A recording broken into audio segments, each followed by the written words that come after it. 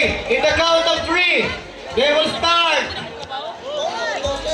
for the Bar Citrus Tequila. Party people, are you ready? Make some noise! Oh yeah! Here we go, in the count of 3. 1, 2, 3! Oh yeah! Aga-agas! Sino ba nauna?